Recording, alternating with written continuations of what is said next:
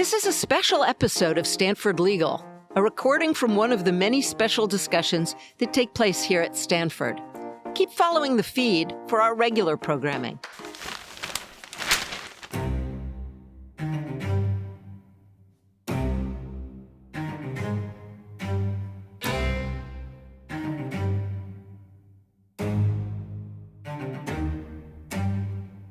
Welcome to the Declaration at 250, a special series from the Stanford Constitutional Law Center presented by Stanford Legal. I'm Michael McConnell. Scholars have long studied the relationship between the Declaration of Independence and the U.S. Constitution, but there's another constitutional story, one that's been hiding in plain sight. Many of America's state constitutions, drafted by founders including John Adams, Benjamin Franklin, and James Madison, drew directly and explicitly from the Declaration's language and philosophy. Even today, state charters across the nation contain provisions reflecting its core principles: natural rights, equality before the law, and government by consent of the governed. In this episode, Justice Clint Bolick of the Arizona Supreme Court explores this overlooked connection. Because state constitutional provisions often echo the Declaration more directly than federal ones, interpreting them through that founding lens can strengthen protections for individual liberty within our federal system. Recent decisions from state Supreme Courts illustrate how invoking the Declaration's principles can reinforce constitutional limits on government power, ensuring its influence extends well beyond symbolic anniversaries and into living law. With him is Stanford Law Professor Rich Ford, whose work focuses on the innovative contributions of local government to American freedom and progress. It's constitutional history that matters for today. Let's examine it. So the last session of the day is on the connection between the Declaration of Independence and state constitutional law. This is, from a historical point of view, an extremely close connection, because Americans, whether they had read John Locke's Second Treatise of Government or not, Americans were natural Lockeans. And when the Declaration was understood as dissolving the existing social compact that created the nation in which Americans were part of the British Empire.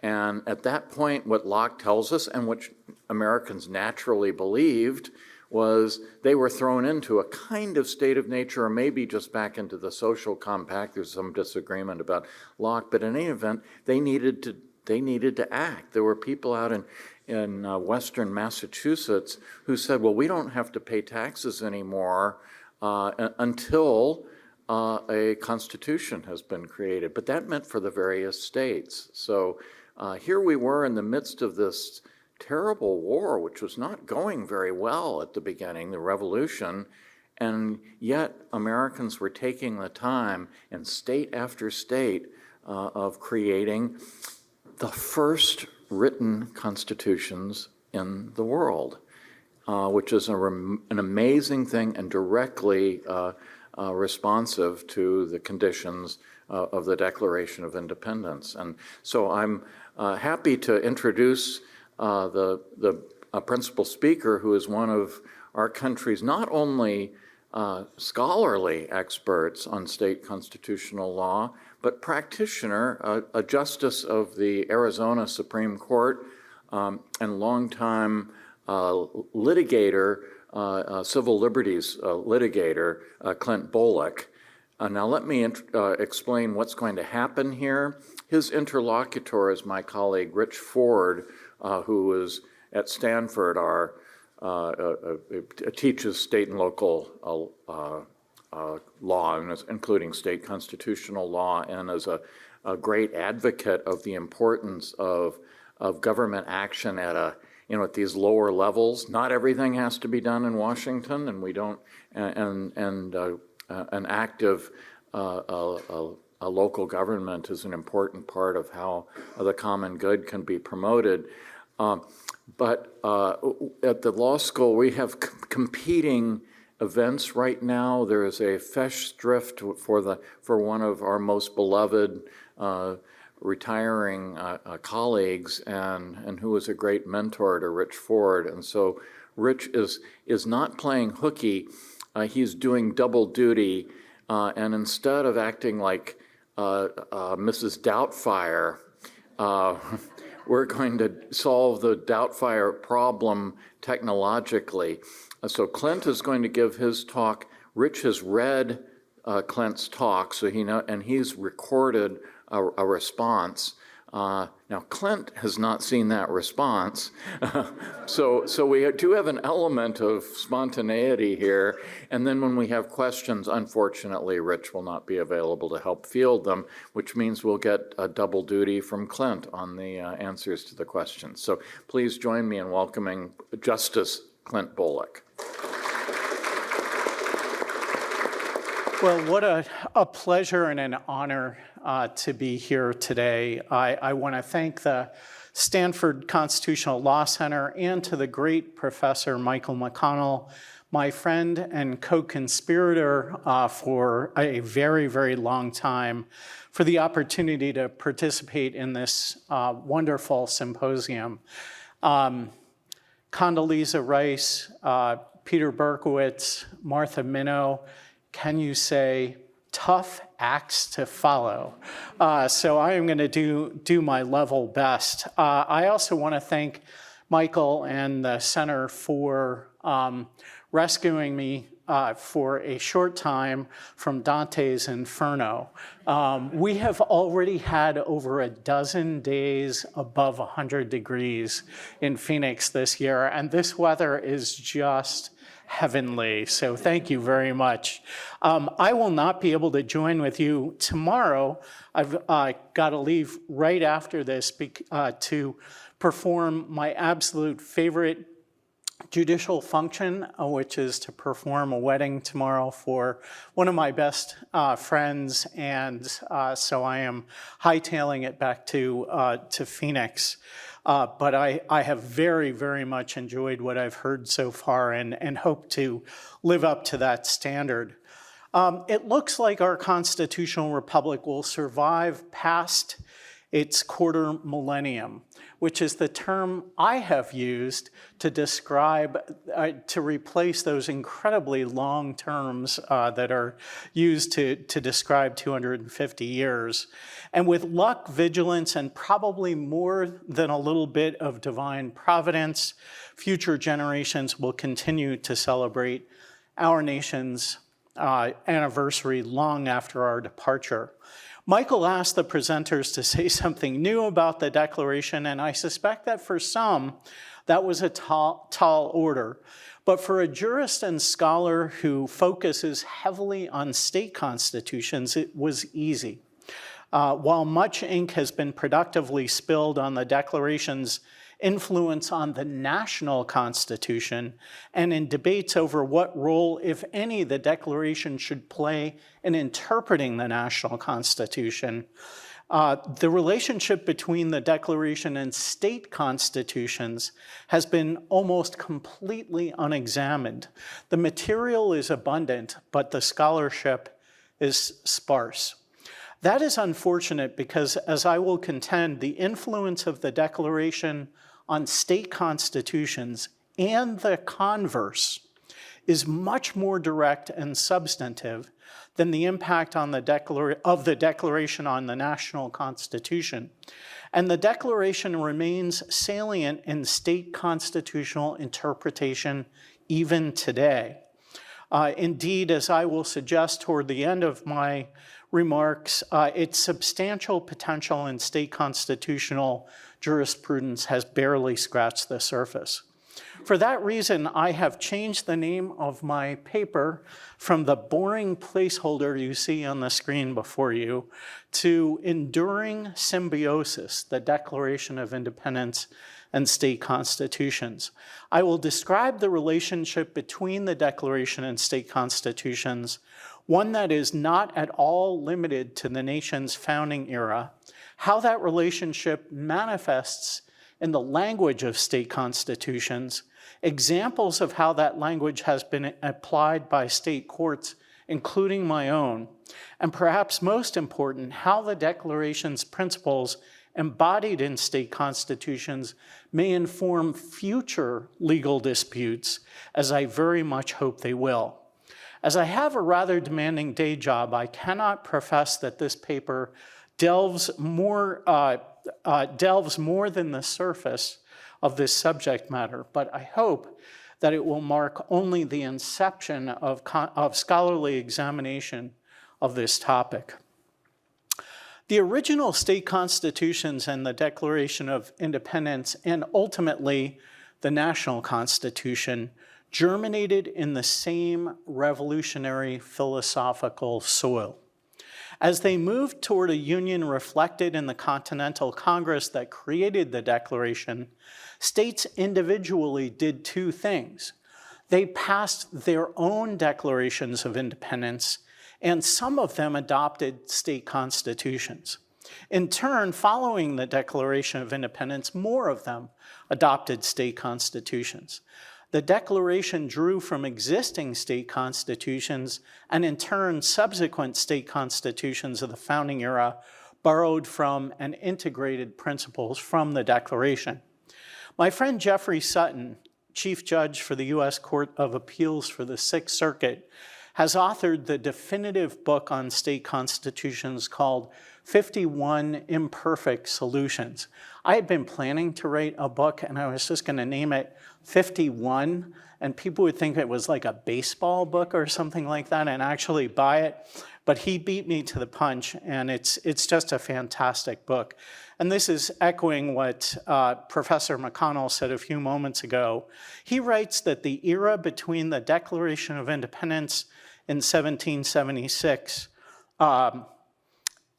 was the seminal era of constitution writing.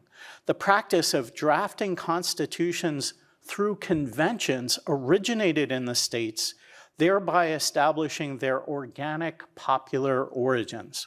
Sutton remarks that the most inspired constitution writing in this country, perhaps at any time, perhaps anywhere, occurred before 1787, and it occurred in the states. Most of the innovations in constitution writing, such as bicameral legislatures and tripartite separation of powers, were established before the national constitution was drafted. So to address the chicken and the egg question, did state constitutions come first, or did the Declaration of Independence come first? And the answer to that question is yes. Some state constitutions were written before the Declaration, and they provided a literal roadmap for the Declaration's drafters. In turn, the Declaration provided a template for subsequent state constitutions. Spoiler alert, not just for those initially created during the Revolutionary period or shortly thereafter, but for pretty much all of them, even if not especially in the most recent states.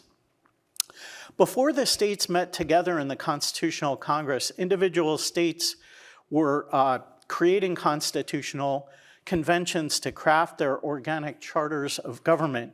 And when you think about it, what more provocative and substantive way could a state manifest its serious revolutionary intent than to adopt a constitution proclaiming and creating the framework for self-government?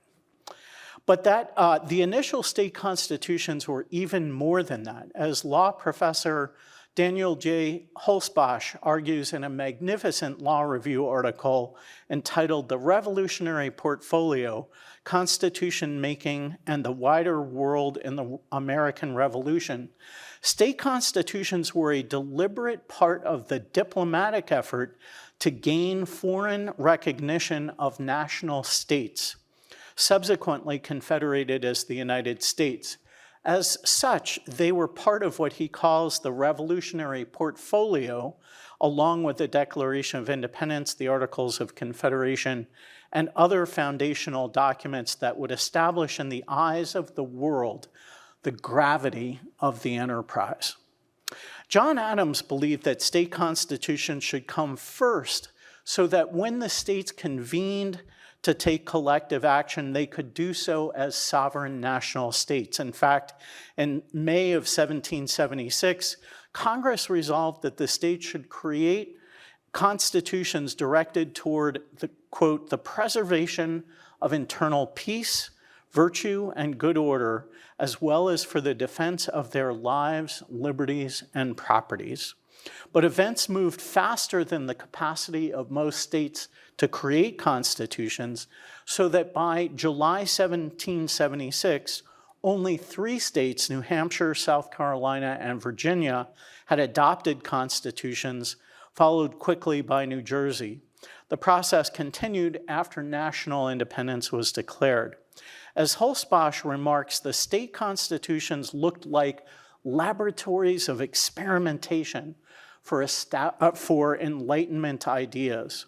Among many other features, early state constitutions contained declarations of rights protecting free exercise of religion and an array of other specific and retained liberties. Although the state constitution shared a common structural framework, their distinctive provisions were the progenitor for the system of federalism that would emerge in the national constitution in 1787. The first state constitutions in turn provided nearly complete outlines for the drafting of the Declaration of Independence. Most noteworthy was Section 1 of the Virginia Declaration of Rights of 1776, penned by George Mason before the Declaration of Independence, which provided that all men are by nature free and independent and have certain inherent rights of which, when they enter into a state of society, they cannot by any compact deprive or divest their posterity, namely the enjoyment of life and liberty with the means of acquiring property and pursuing and obtaining happiness and safety, a perfect articulation of natural rights philosophy.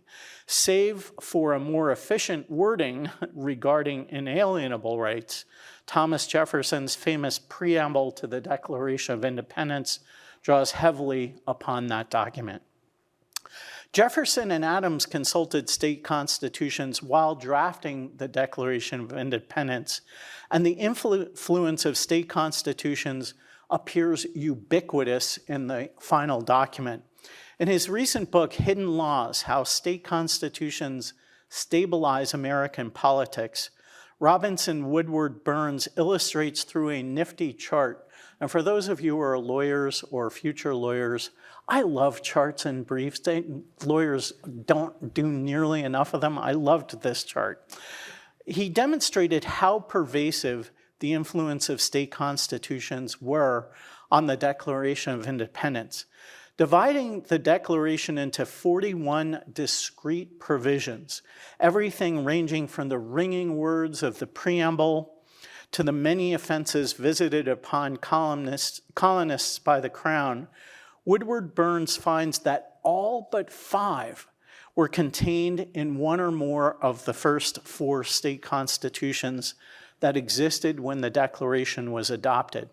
Those first 4 state constitutions may have been hastily drafted, but the adoption of their core principles in the Declaration made for a lasting impact, all of which underscores the widespread agreement about natural law principles that permeated all of the organic law documents of the founding era.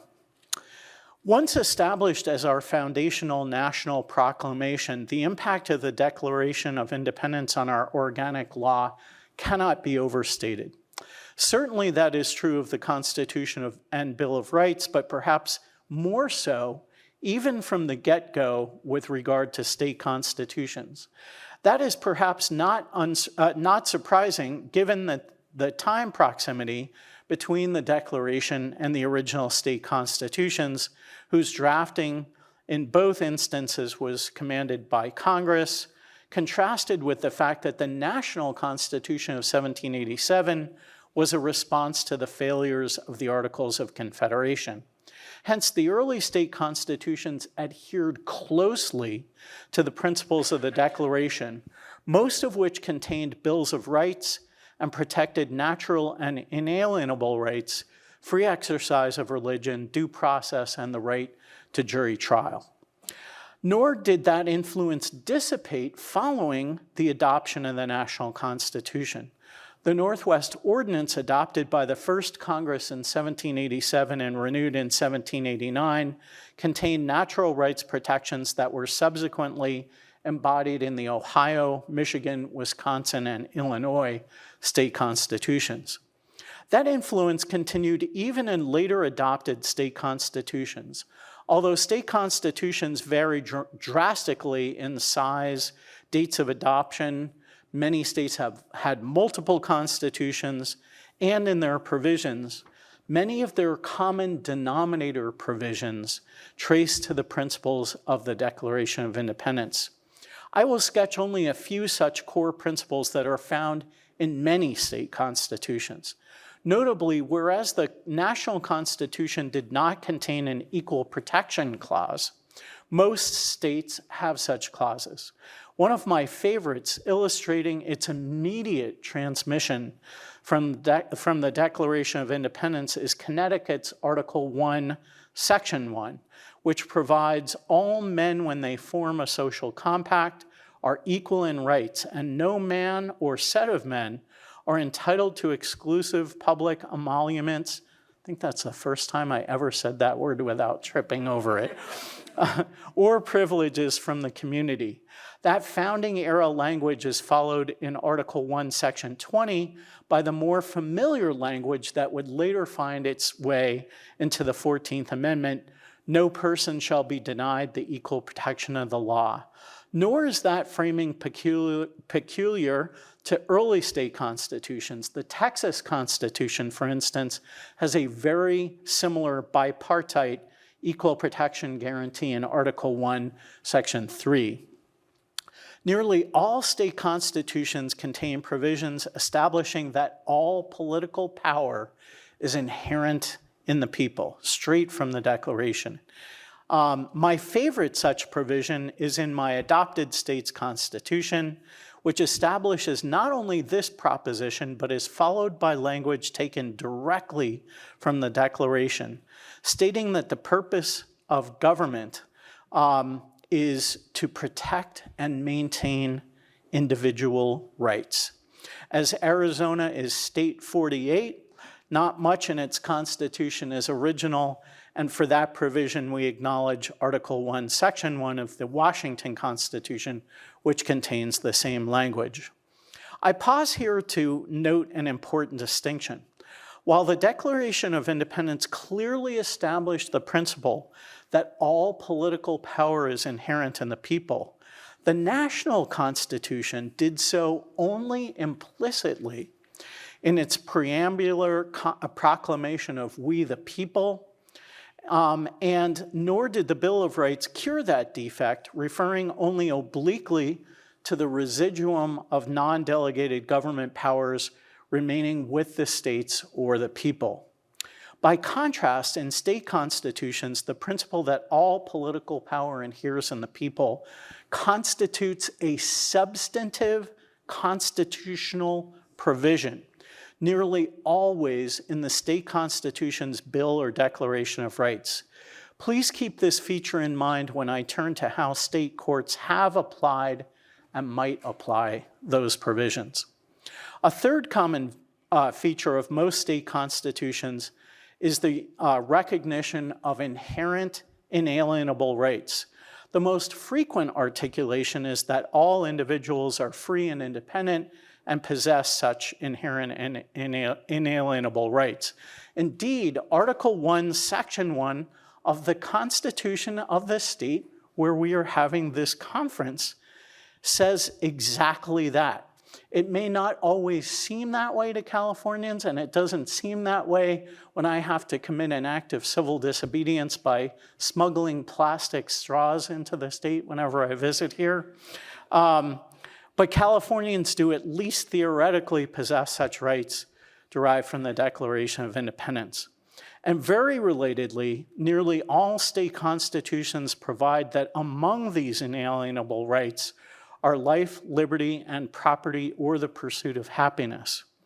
My favorite is Article 1, Section 1 of the Indiana Constitution, one of the Northwest Ordinance states, which provides, "We declare that all people are created equal, that they are endowed by their Creator with certain inalienable rights, that among these are life, liberty, and the pursuit of happiness, that all power is inherent in the people, and that all free governments are, and of right ought to be, founded on their authority and instituted for their peace, safety, and well-being." Again, not a declaration of principles, but the actual substance of the state's organic law. This brief summary of common provisions should alone be sufficient to convey the magnitude of the Declaration's direct impact on state constitutions. But that is not quite all. Owing to an important fact that despite my being a purported state constitutional scholar, I was unaware of until my colleague, Justice Bill Montgomery, told me about it a few years ago. It turns out that the enabling acts of all of the states admitted to the Union after 1864, starting with Nevada, were required as a condition of their admission to the Union to adopt constitutions that are not repugnant to the principles of the Declaration of Independence. Those provisions in turn become part of the state's organic law. And that, of course, includes Arizona. When you put all of this together, state constitutions with substantive provisions derived directly from the Declaration of Independence and combine it with my natural rights philosophy and fierce devotion to textualism, you can imagine my reaction when I was recruited in 2017 to vacate my recent appointment to the state Supreme Court to serve instead in the congenial confines of the Ninth Circuit. It finally took my wife grabbing my phone away and shouting, "He's not interested, stop calling." But my reaction was more along the lines of, why would a kid voluntarily leave a candy store? None of this is to say that state courts have aggressively applied the provisions of their state constitutions that trace to natural rights principles in the Declaration of Independence. Much like the US Supreme Court's evisceration of the Ninth Amendment and the Privileges or Immunities Clause of the 14th Amendment, many state courts have treated similar natural rights provisions of state constitutions as mere precatory language, or what Justice Sandra Day O'Connor once described as hortatory fluff. I haven't found an opportunity to use that term in one of my opinions, but I am dying to do so. Here I am speaking not of equality of law provisions or due process-related provisions or jury right guarantees, all of which derive from the Declaration or earlier documents like Magna Carta. They are enforced, of course, by both federal and state courts. But I'm referring here rather to reservations of inalienable rights that are not necessarily specifically enumerated in state constitutions. Given the centrality of such provisions within the substantive text of state constitutions, it seems to me that there are two ways they can be meaningfully applied by state courts, either as substantive constraints on abuses of government power, or at least as what I have described as prisms to interpret other constitutional provisions or statutes, much like purpose clauses that exist in a number of statutes. What we should not do with such provisions, consistent with our oath as state judges, to uphold both the federal and state constitutions is to treat them as indecipherable ink blots. Before describing what state courts have done and might do with such provisions, let me detour briefly to consider, why does it matter what state courts do? After all, what really matters is what federal courts do, right? If you say right, I'll be very upset. Of course, not so. In our system of federalism, state courts are free to enforce our own constitutions to provide greater protections of individual rights and greater constraints on the power of state government than our federal counterparts. The national constitution provides the floor for such protections. States are free to go beyond them, as they have in all manner of subjects, such as educational rights, the rights of criminal defendants, and private property rights in the eminent domain context. Beyond that, all state constitutions contain protections that are differently worded than the national constitution. For instance, most speech provisions of state constitutions, as well as protections that are absent from the national constitution, including provisions that I've described, tracing their origins to the Declaration of Independence. At the end of the day, states may apply such provisions to define individual rights more broadly than the federal courts do under the US Constitution, which is to say that while the meaning of the Declaration of Independence may in many contexts amount to an esoteric scholarly exercise, in the context of state constitutions, such scholarship may, indeed should, have important tangible implications. So how have state courts applied natural rights provisions in their constitutions? I will highlight just a few examples. Numerous cases have recognized that the natural rights provisions in their state constitutions create protectable individual rights and enforceable restraints on government power. Going back to 1898, the Washington Supreme Court, in a case called Dennis versus Moses, considered the constitutionality of a law limiting deficiency judgments on mortgages.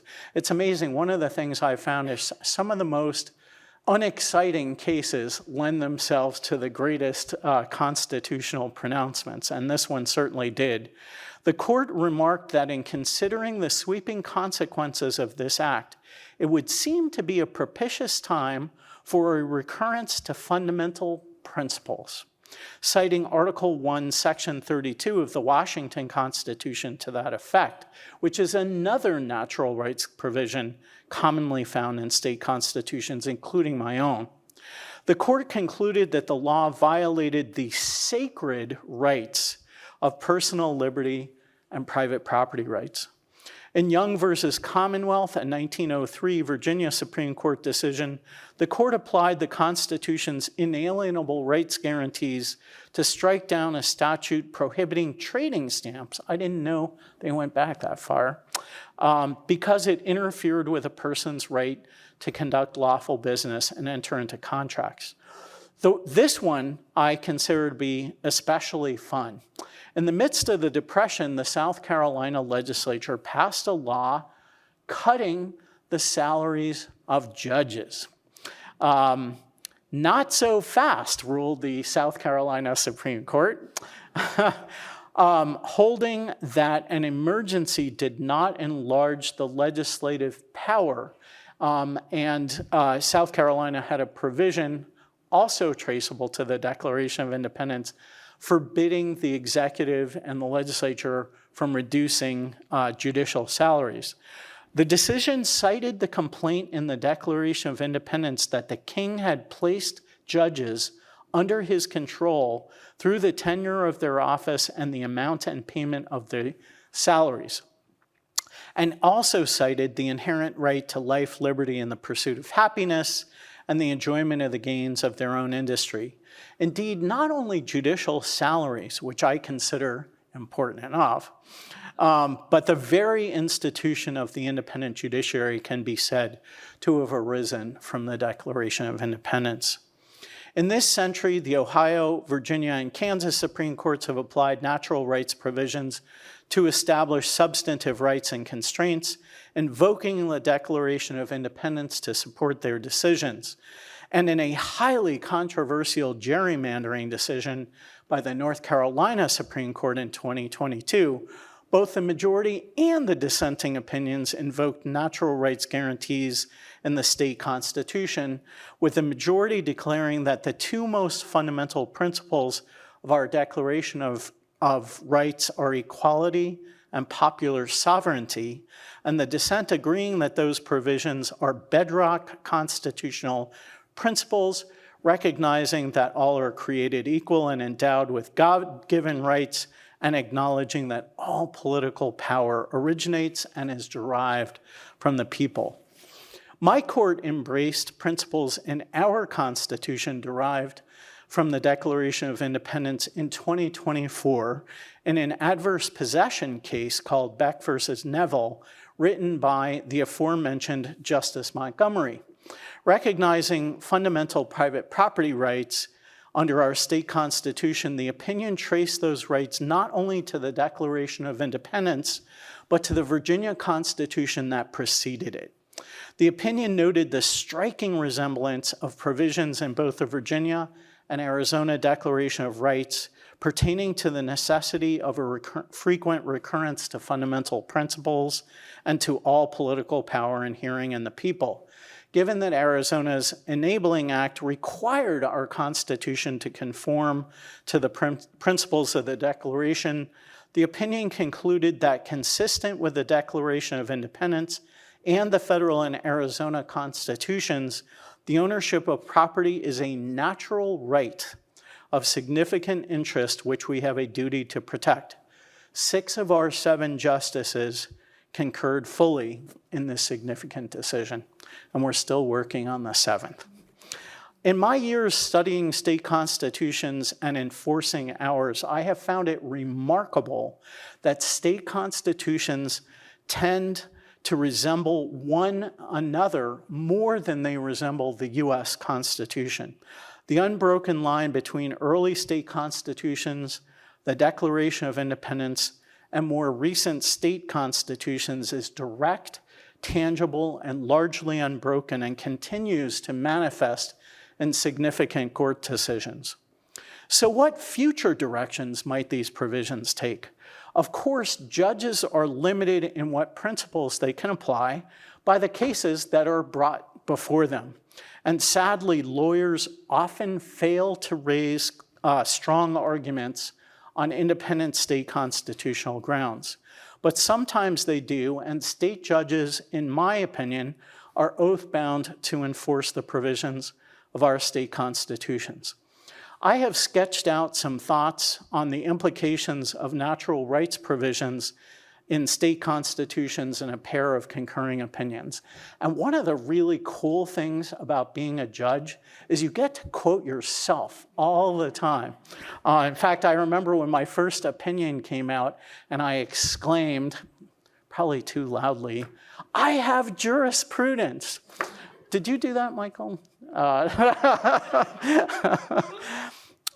In the first of these concurring opinions, I applied these provisions to take on one of the great sacred cows of American law. And here I paused to ask Professor McConnell, I know of only one religion that holds cows as sacred. Therefore, isn't it an establishment clause violation to enshrine a sacred cow in law? In our 2020 decision in State versus Arevalo, the Arizona Supreme Court considered the constitutionality of an enhanced criminal penalty statute.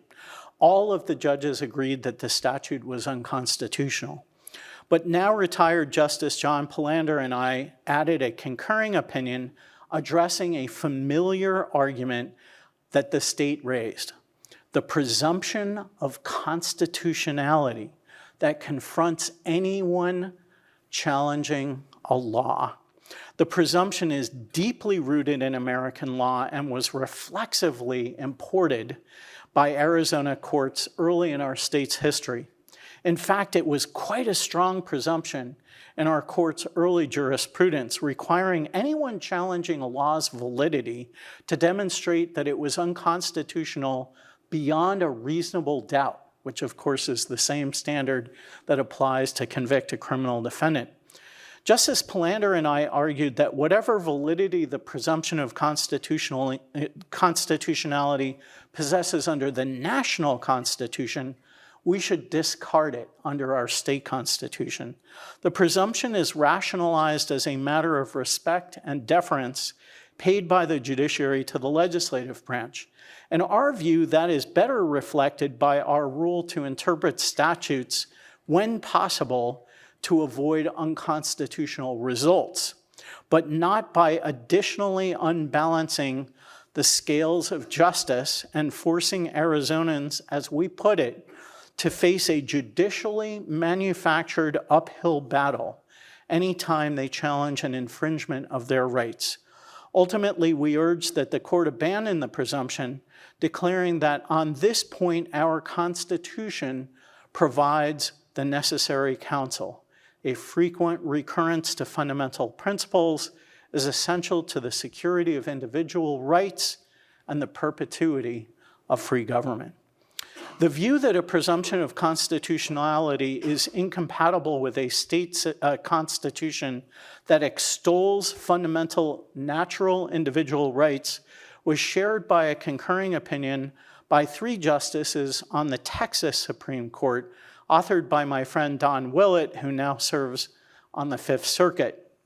In a 2015 decision striking down licensing of eyebrow threaders, and I still have no idea what eyebrow threading is, but the state licensed them in Texas, Justice Willett and his colleagues noted the natural rights provisions of their state constitution, and I love this language, remarking that a pro-liberty presumption is hardwired into the Texas Constitution, meaning that Texans are presumptively free and government must justify its deprivations. Here's a second example.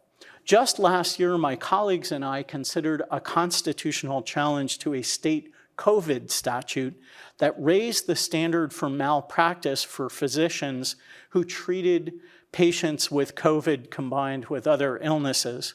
My colleagues concluded, incorrectly in my view, that the law was unconstitutional under an unusual provision of our progressive era Constitution referred to as the anti-abrogation clause. But the state raised a second argument. Even if the statute was unconstitutional in normal times, the government's power to constrain constitutional rights expands in an emergency. All of us agreed that is not so. But Justice Montgomery and I wrote a concurring opinion on that point, noting just how profoundly inconsistent such an argument is with a constitution that that proclaims that governments derive their just powers from the consent of the governed and are established to protect and maintain individual rights, and with our Enabling Act.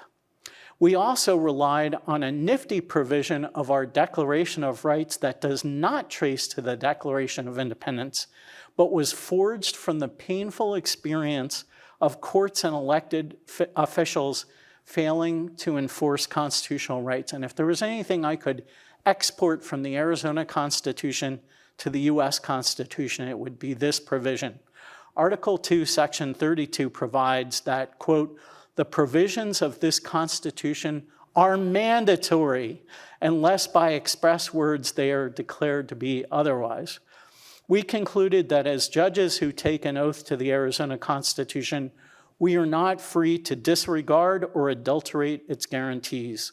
That emphatically includes the individual rights guaranteed by our Constitution that could be eviscerated by an invocation of emergency powers.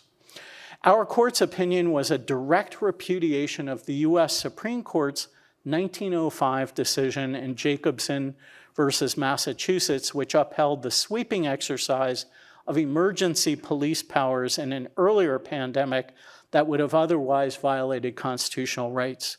That precedent was used to justify violations of individual rights during COVID.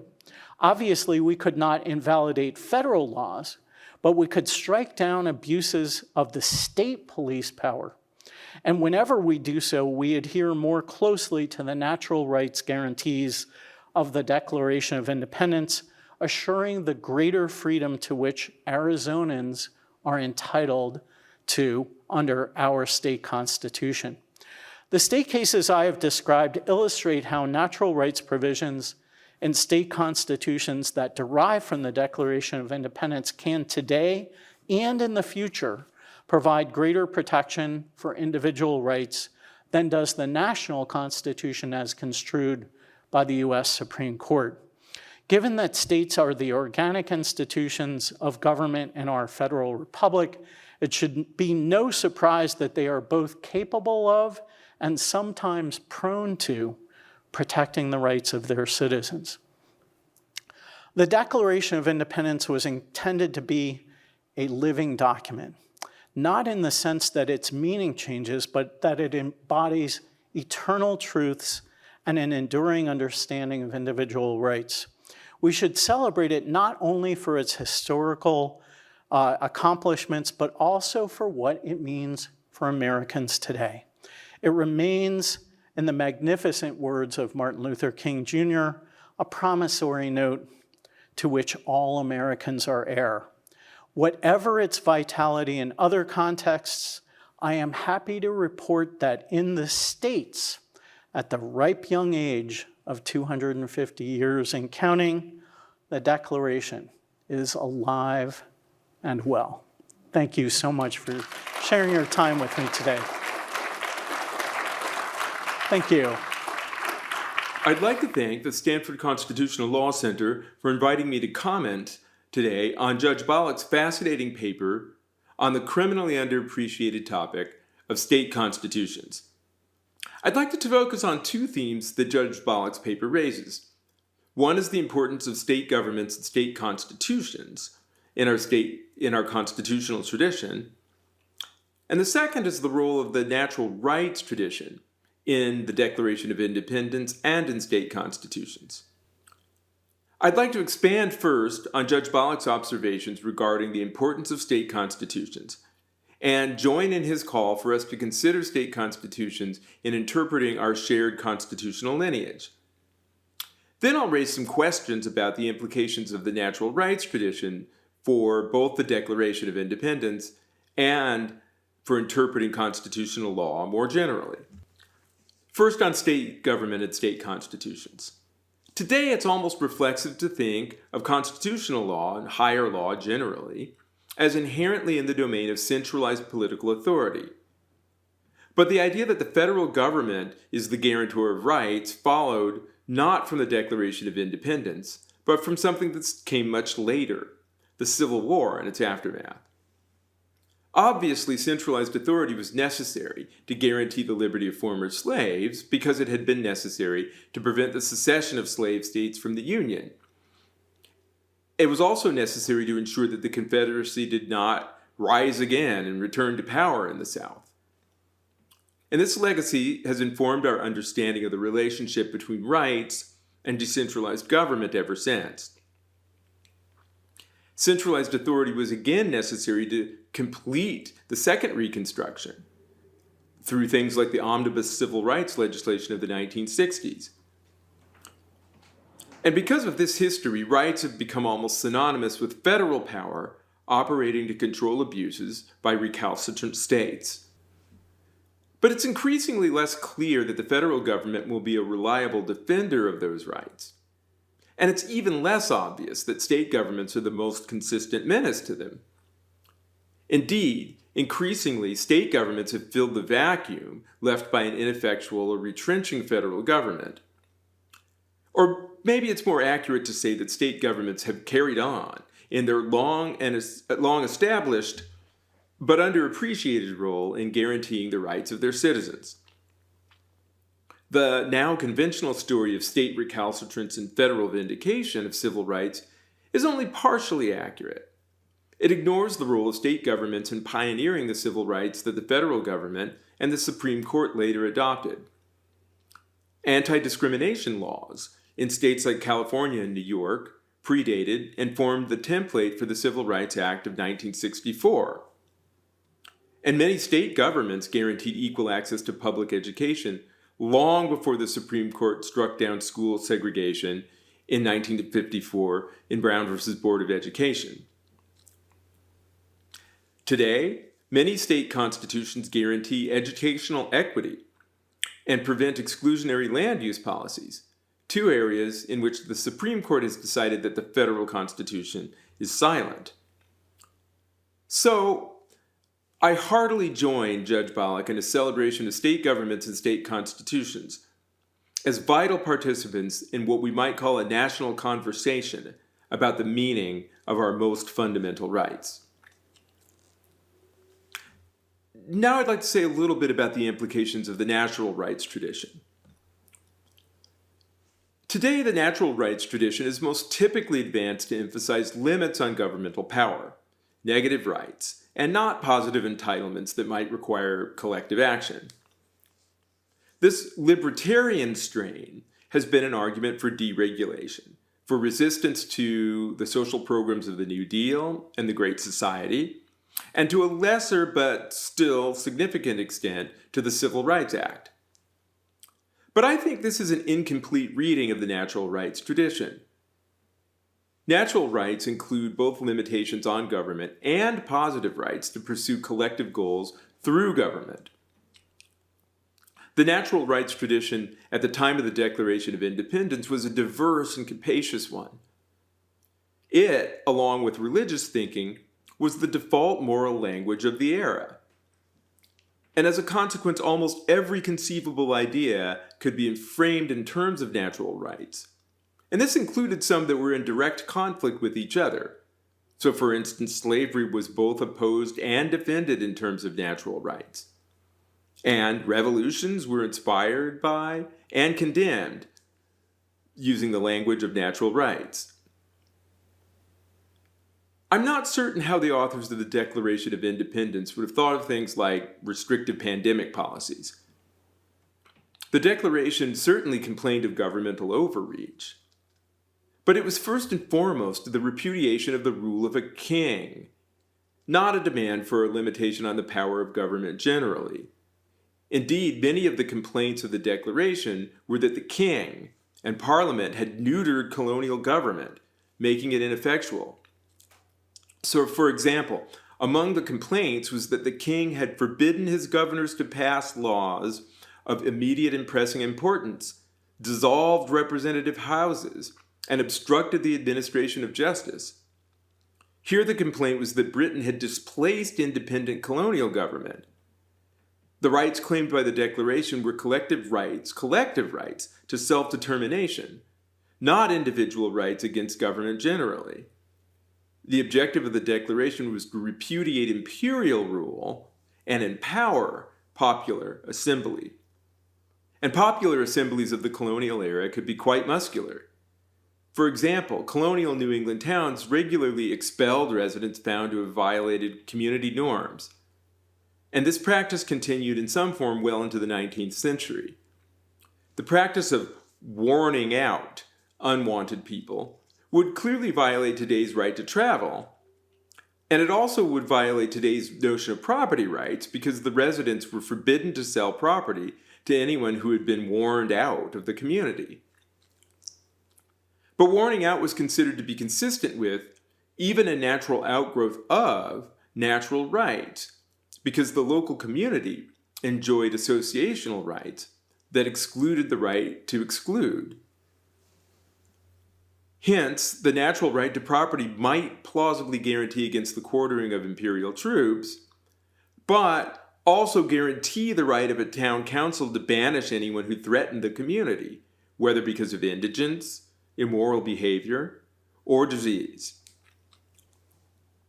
While the Declaration considered the Crown and its officers a threat to liberty, local government was both a source of authoritative law and a type of private association protected by rights. local governments and some of the colonies themselves were, in today's terms, a hybrid of governmental and private enterprise. Colonial governments such as Pennsylvania, where the Declaration was signed, began as chartered corporations, associations funded by private investment and licensed by the Crown to exercise public power. So when a city or colonial government acted, whether through an assembly or through its executive, the action was a vindication of private property rights as well as of the coercive power of the state. A corporation was both a vehicle of sovereign power and a private association. The lawyers in the era of the Declaration did not distinguish between public and private action in the way that we do today. So, for example, the Declaration faulted Britain for, quote, taking away our charters, abolishing our most valuable laws, and altering fundamentally the forms of government. That's all in one sentence. Instead of looking to limitations on government as a general matter, they asked whether the government was distant and exploitative or local and responsive. In short, the natural rights tradition was understood as a limitation on distant, repressive, and illegitimate government, but also a guarantee of the right to take collective action through democratic government. Then as now, individual rights are meaningless unless they include the ability to act collectively with others. And then as now, the legal vehicle for such collective action is the corporate form or government. What's different is that corporations then included entities that we now think of as governments. And this suggests a difficult, perhaps unanswerable question for anyone seeking to vindicate the natural rights that inform the Declaration of Independence. Can the formal public-private distinction, which took its current form a generation after the Declaration, define the scope of individual rights that the Declaration sought to vindicate? Or might some forms of legislation at the state and especially at the local level be analogous to what the authors of the Declaration wanted to defend? Conversely, and this may be a little easier to see, might some actions of private corporations look more like the coercive power of government that the Declaration saw as a menace to liberty? The authority of social media companies to control speech is one good example, but it's far from the only one. Common interest developments or homeowners associations that function as municipal governments, large global retailers that effectively set both wholesale and retail prices for entire categories of goods, medical providers that can set prices and control access to vital health care. These are other possible candidates. In a sense, this problem is as old as the public-private distinction itself. And it suggests that applying a natural rights framework to constitutional law, whether at the state or federal level, may raise more questions than it answers. None of these cavils undermines what I take to be Judge Bolick's central point, that state constitutions offer valuable perspectives on the commitments underlying our nation's founding, and therefore on our nation's higher law. And this suggests the need for a broader constitutional conversation, in which an important voice would be the rich and often neglected jurisprudence of state constitutional law. Thank you.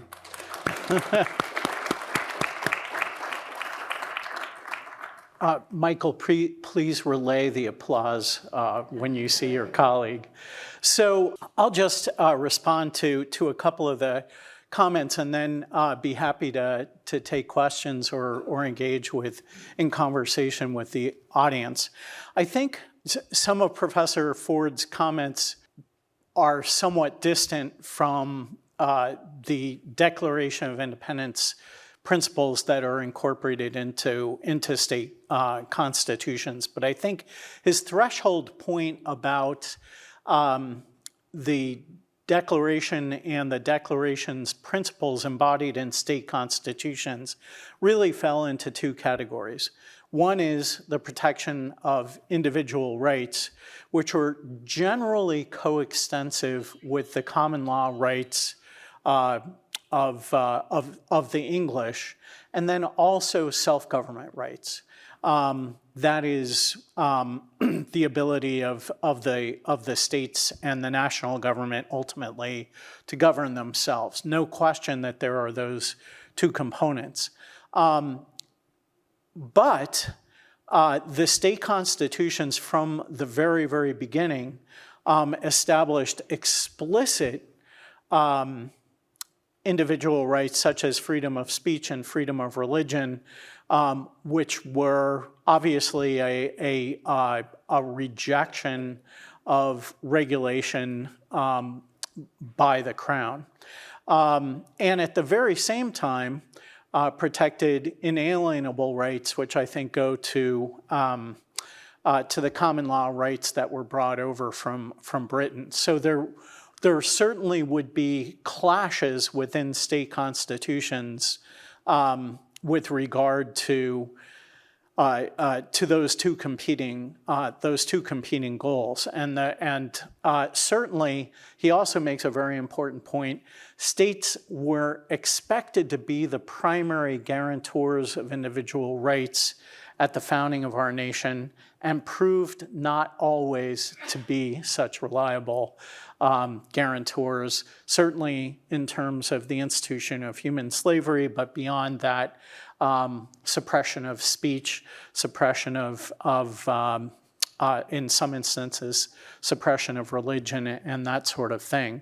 And as a result, the double security of the 14th Amendment was necessary to accomplish the original natural rights goals of the Declaration of Independence.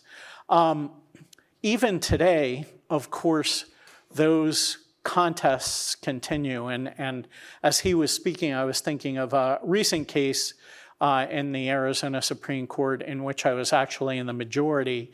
It predated the U.S. Supreme Court case in this area. And one of the things I love about state constitutions is that in many instances, issues that are tenaciously fought all the way to the U.S. Supreme Court have no bearing on states that already protect the rights that people are seeking to establish when they go up to the U.S. Supreme Court. I mentioned eminent domain in passing, and our Constitution almost in 1912 anticipated the Kelo decision by saying not only that you couldn't have a taking of private property for private use, but that it was a judicial question to be decided without regard to any legislative assertion that the use is actually